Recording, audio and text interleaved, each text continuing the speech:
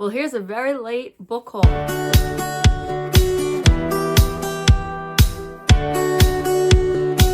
Hi friends, welcome back to Pages in Chaos. And yes, this book haul was from February and it is now April. I know I'm just a little bit late, but I still wanted to share with you the books that I got on that trip to Barnes & Noble. So back in February, on my February break, I actually went to Barnes & Noble twice. The first time I went was specifically for some middle grade March books that I wanted to buy, like I always do for middle grade March coming up. I already showed you that video. I'll make sure to link that at the end here. But then I went back later that week with my mom just to kind of browse and see what else jumped out at me. And these are all the books that I wound up coming home with on that day. So first up are the last 4 books that I am missing on my shelf from the Vanderbeekers series. And I absolutely love this series. This is just an adorable middle grade series that I highly recommend you pick this up. So these are about these siblings that live on 141st Street in New York. And I absolutely loved them. So it's all about the adventures that these kids get into and what goes on in their family between each other and with their parents and things like that. I highly recommend you pick up these series. The first book is The Vanderbeekers of 141st Street, so you definitely need to try this out. The next book was an impulse buy and a cover buy, and I remember seeing this and kind of doing a very quick read of the back, and I just said, yeah, sure, I gotta get it. So this one is The Last Dragon of the East by Katrina Kwan. And it says, inspired by the Chinese myths of ancient dragon gods and the threads of fate, Katrina Kwan's dazzling fantasy debut is a propulsive adventure perfect for fans of Su Lin Tan and Hannah Witten. And I don't think I've read either one of those authors, so I definitely am going to pick them up if I enjoy this book as well. But this is about Sai, who has led a quiet life, barely keeping the family's tea house up and running while taking care of his ailing mother. He is parlayed a not-so-secret gift into a side career. He can see the red threads of fate between soulmates, which lends itself nicely to matchmaking. Sai has never tried to follow his own thread, which is gray and fraying. But Sai's ordinary existence is about to be turned upside down. When his mother's doctors sell him a pair of dragon scales, claiming they're a miracle cure, Sai is pretty sure he's been scammed. When the medicine actually works, Sai finds himself forced by his ruthless emperor into a search for a dragon that is thought long extinct. Thrown into the heart of his brewing war, he must face down terrifying challenges, both magic and mortal, and for the very first time he may discover who is at the other end of his thread of fate. So I think that just sounds so fun to read. So I picked that up. Now, the next few books that I picked up are actually memoirs. I don't read a lot of nonfiction memoirs of people. It just really is not my thing. There's a couple that I've read, like I've read Johnny Cash, Judy Garland, and I think that's about it. Nothing really jumps out at me a lot when I read these, but these are books that I said that I wanted to read no matter what. So I did pick them up, and let's see. So the first one that I picked up, and I have been wanting to get my hands on this for a long time, is Tom Felton's memoir, Beyond the Wand. I just absolutely love him.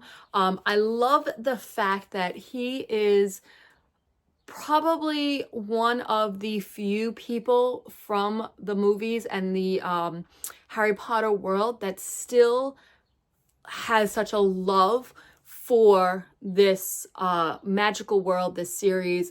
So I am interested to see his point of view and all of his thoughts and things like that. So it says the magic and mayhem of growing up a wizard. And I actually can't wait to read this one.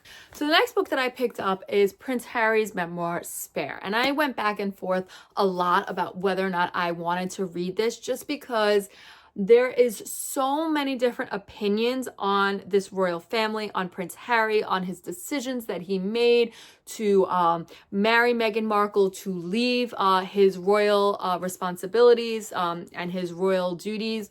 And it's just like, no matter if you're American or you're British or who you are, where you are, there's just so many opinions.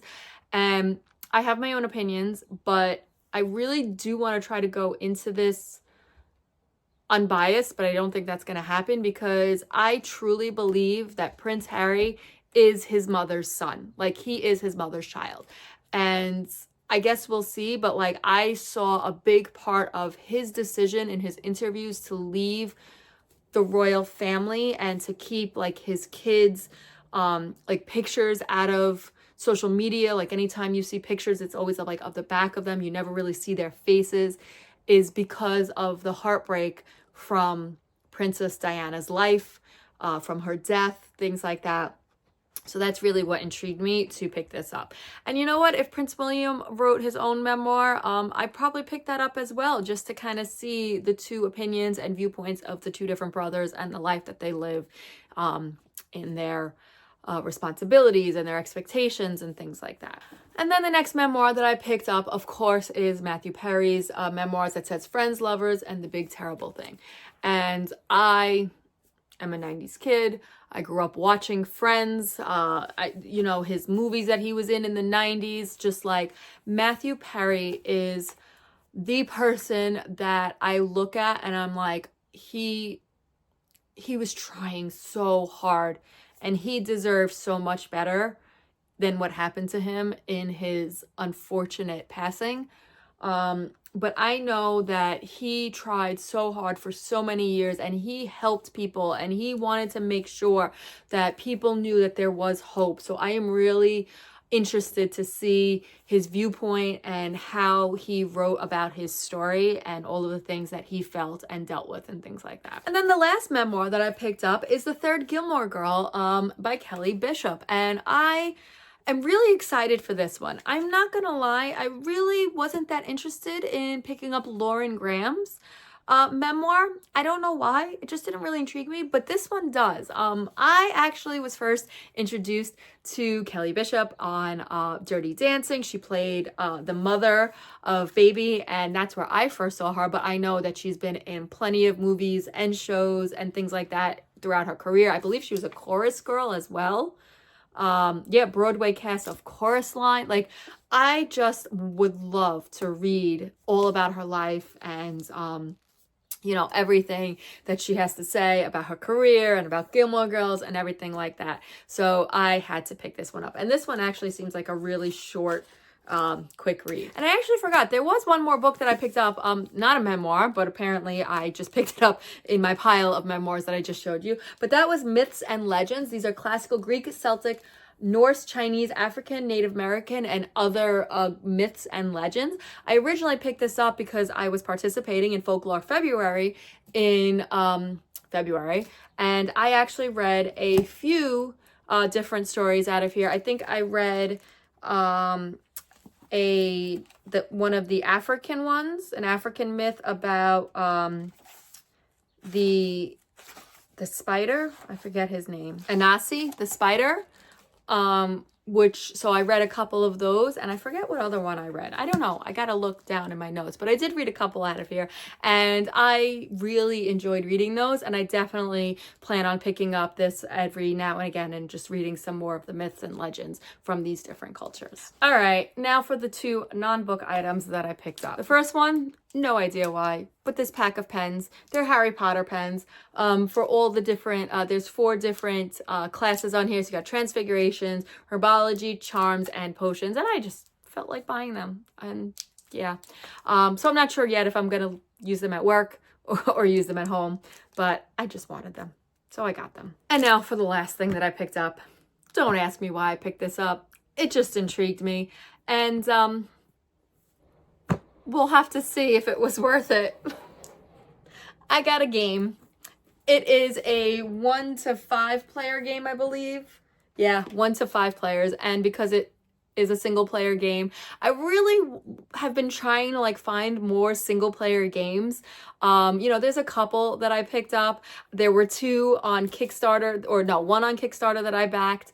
There's this one that I found, and then there was another one that I liked, that I saw on TikTok, the Blooms, the flower one that I've showed on here, I think a couple of times. But this is called Flamecraft, and it's about dragons. And I like dragons, in case you haven't seen all of my dragons in all the different spots on my shelves and everything. But it says, in a magical realm, a village awakes and an artisan dragon makes coffee and cakes.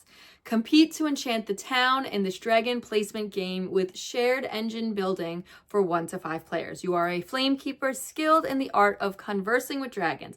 Gain the most reputation in town to become the master of flame.